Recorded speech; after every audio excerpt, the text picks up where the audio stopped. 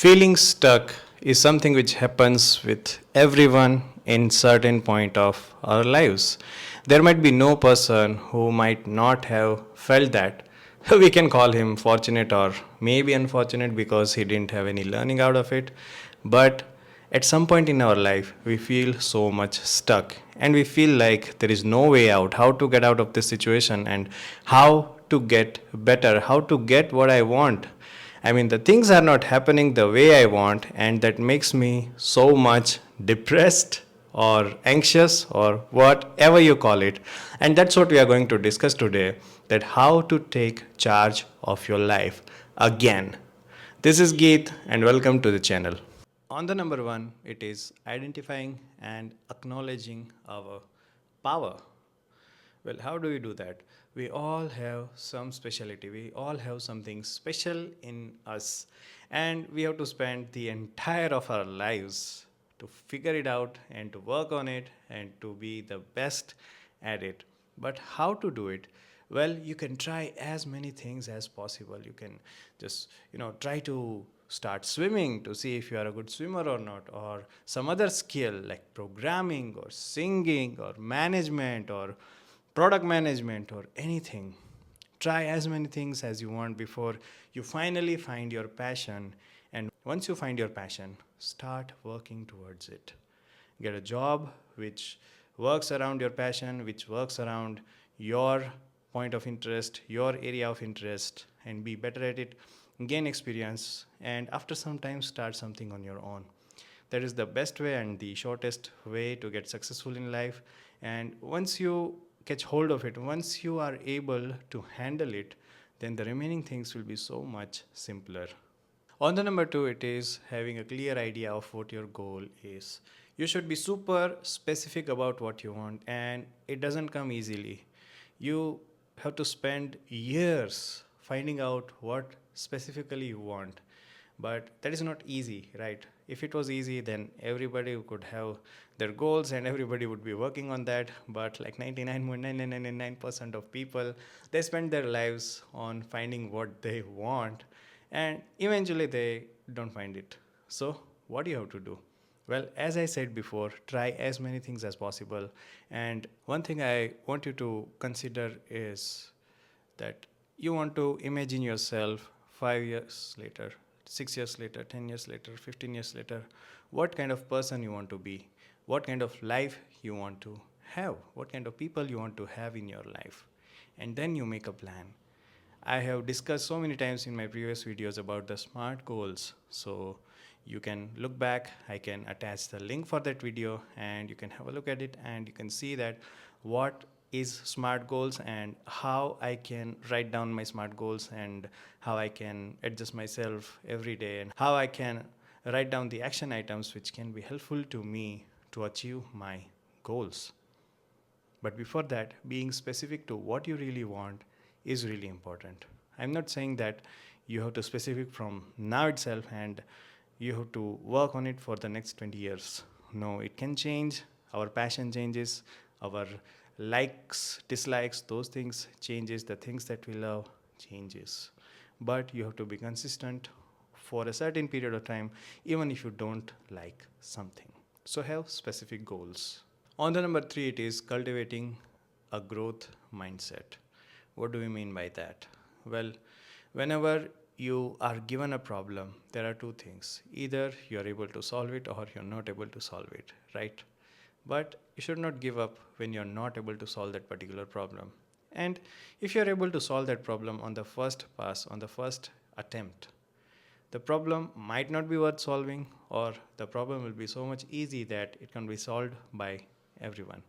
The problem which cannot be solved by everyone and which takes a lot of time to do the analysis and to come up with some idea or some plan or some product which can solve the problem is the problem worth solving.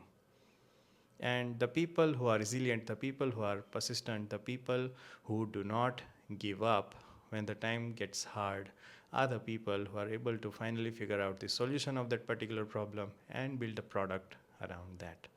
And you should also be doing the same whenever you're facing a challenge, whenever you're facing a problem and you're not able to solve it then you have to do a lot of brainstorming. You have to sit down and spend hours analyzing the problem, analyzing the solution, come up with the optimized optimum idea, and you have to present in the front of the world.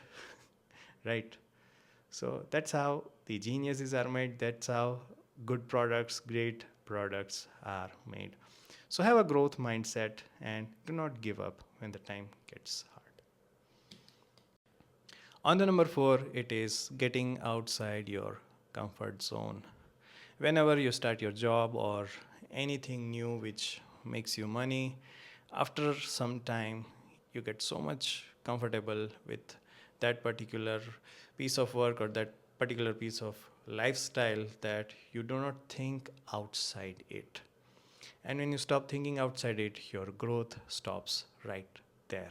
So every now and then, whenever that comfort zone builds around you, you have to get out of it. You have to do something that challenges you and that makes you go to the paths which are less traveled, which are less explored, and which are scary. The scarier the things are, the better the growth is. So step out of your comfort zone and start working toward bigger goals, start working toward solving bigger problems. On the number 5, it is taking the responsibility. Responsibility of what? All of your action. Don't blame your parents or your friends or your family or your social circle or anyone for your failure. You are responsible for all your failures. You are responsible for all the things that are going bad with you. Some of them maybe get controlled, and so many of those things, like 70 to 80% of those things, may be controlled by your actions.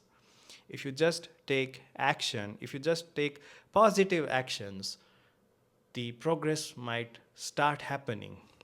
But so many times it happens that we procrastinate, we push off the work, and we do not do until it's really, really required. And when it's really, really required, you won't be doing it with full of your heart, and you will be in so much hurry that you will make mistakes, and the overall product, the final product, will not be as good as expected. So acknowledge that you are the architect of your life. Take the responsibility of your life, take the responsibility of all the actions that you do. On the number 6, and one of my favorite, is practicing self care. You are the most important person to you, and you cannot deny that, because if you are okay, you are healthy, you are earning money, you can be helpful to your family or your friends or your community or anything, any other person, any other entity. It can only happen if you are healthy, if you are wealthy, and if you have a mindset to figure out the things, to figure out the solutions of the problems, right? So take care of yourself.